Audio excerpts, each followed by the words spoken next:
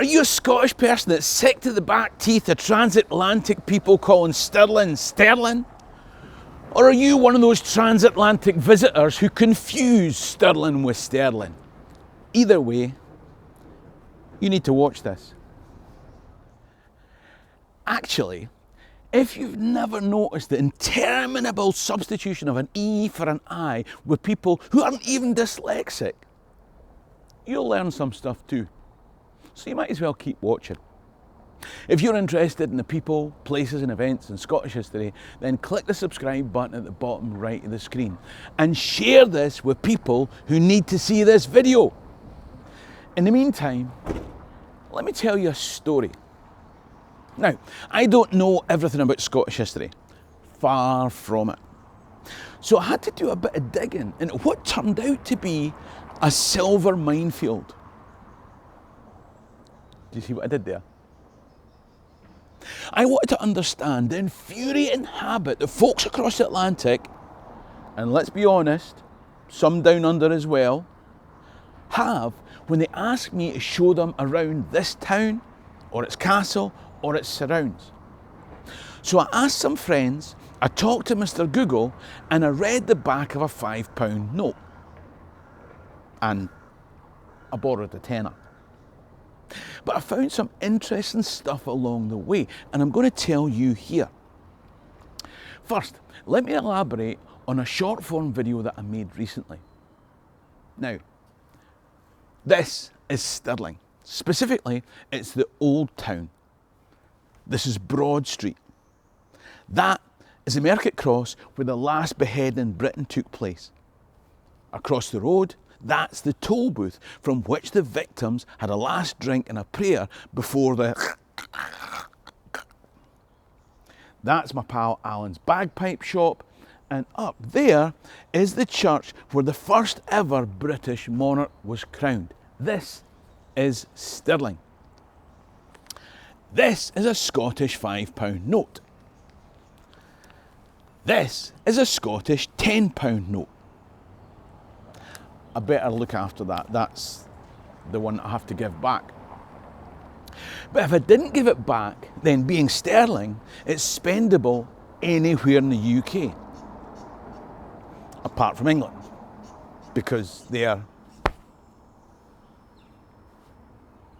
The point is, sterling, sterling, sterling, sterling. As a tour guide, I show people sterling in return for sterling. The problem is that transatlantic viewers and inquirers constantly ask me to take them to a sterling castle.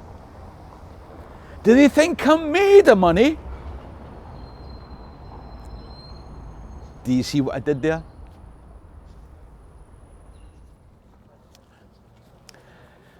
When I filmed that short video up here in the Stirling Castle Esplanade, the guy behind the camera was Norrie Hope, who runs Heartland Travel and Scotland Folk Tours.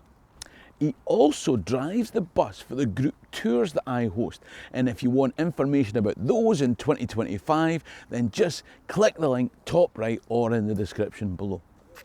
Anyway, Norrie is a good guy.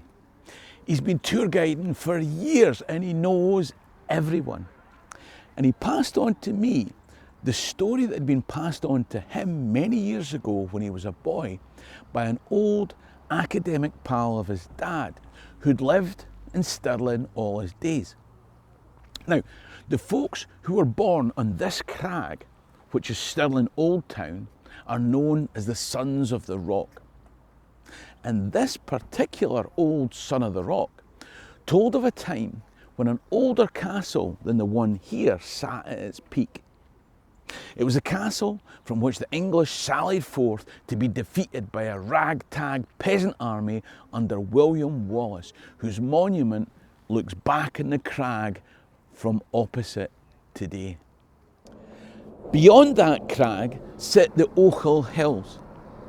Now in those hills you'll find the remains of an old silver mine, the location of some of the purest silver that was to be found anywhere.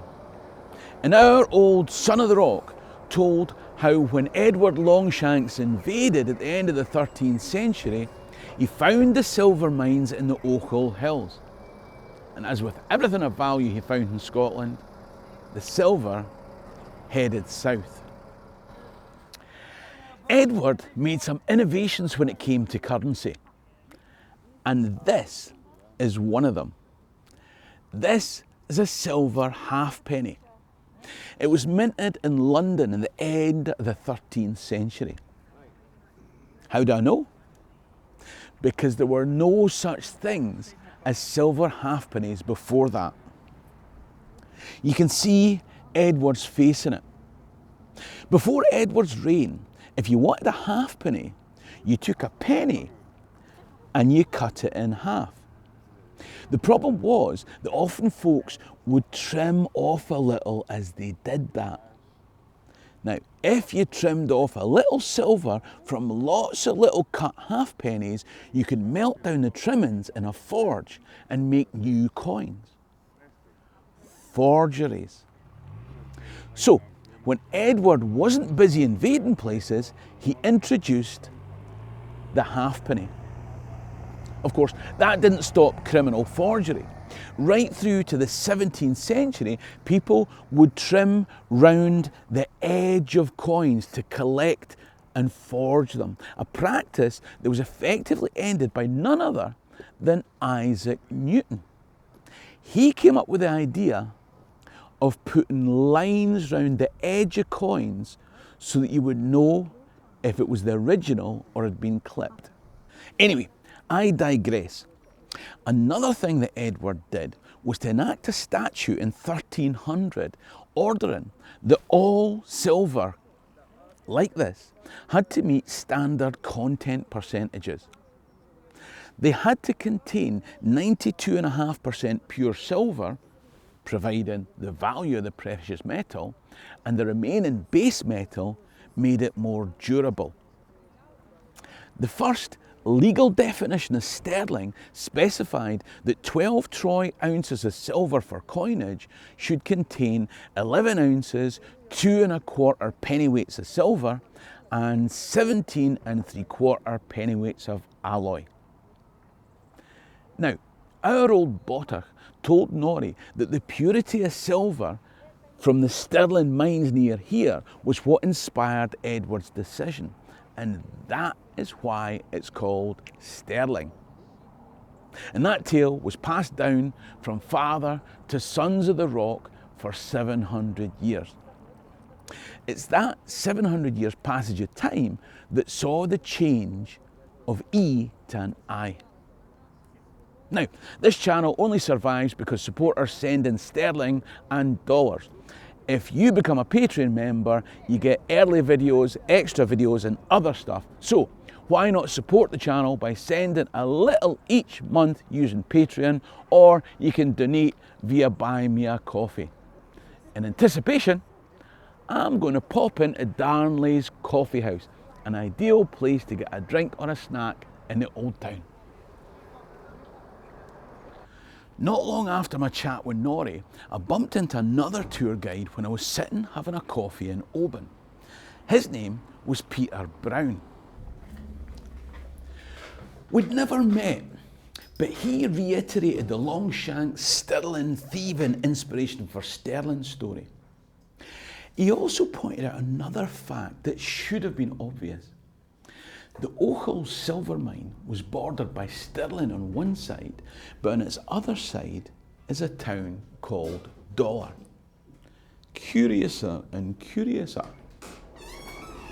Do you spell dollar correctly? Could it be that two of the most traded currencies in the world get their name because of a silver mine in the Ochil Hills between Stirling and Dollar? I'll be honest, I have seen some alternative explanations. Thank you very much. Enjoy.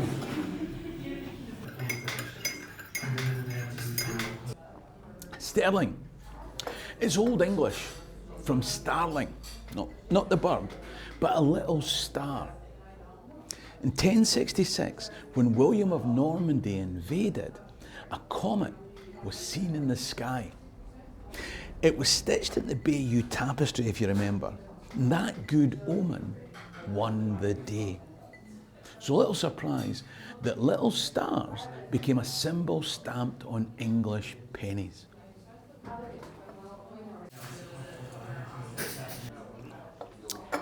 Stirling came from Old French. Latin forms Libre Stirlensium and Libre Stirlensis. It was a name given to a Norman silver penny. It was the German traders of the Hanseatic League. They'd buy English produce and pay for it with coins named after the Baltic East Sea. That's why their coins were known as Easterling or Osterling. It was Edward's dad, Henry III, that granted them a charter. And because of the consistent quality of the Osterling or Easterling coins, stipulated that English traders deal in pounds of Easterling, which was shorted to sterling. So there's 3 possible answers that don't require you to change the name of this town. Stirling. I'm told that they used sterling silver as a currency in colonial America, right up until 1776. I'm not sure why, but things went awry in America after then.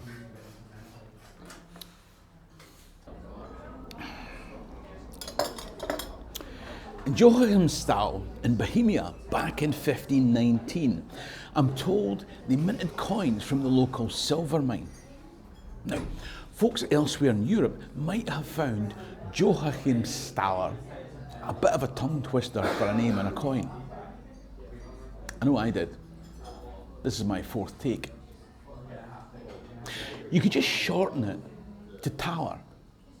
The Germans said Daler.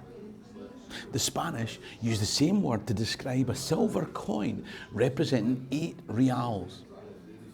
You could call them pieces of 8. But if you didn't have an eye patch, a peg leg, a parrot or a Jolly Roger, you'd call them dollars. I'm sure you can imagine that they circulated in the Caribbean and the Americas, and I think you know where this is going.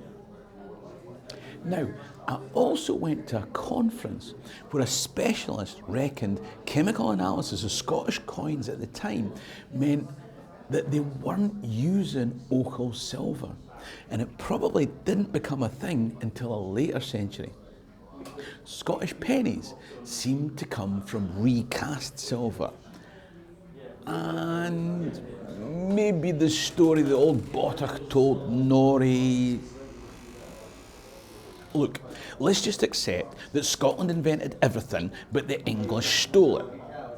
A lot of it they stole from silver mines around here, and they might have needed a time machine to do it, but that's exactly the type of thing that the English would do.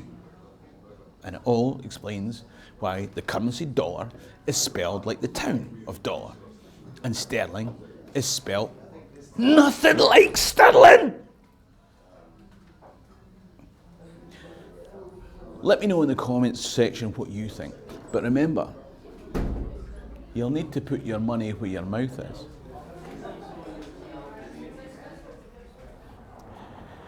If you want to know one reason that makes me wonder about whether Edward Longshanks had the time to take as much silver from this area as he might like, then you really should watch the video coming up on screen now. This channel only survives because of the support from our members and viewers sending in sterling or dollars. So why not click top right to become a Patreon member or buy me a coffee in the description below. In the meantime, ha mín dóchas go mbeadh life. Shéri Andrasta.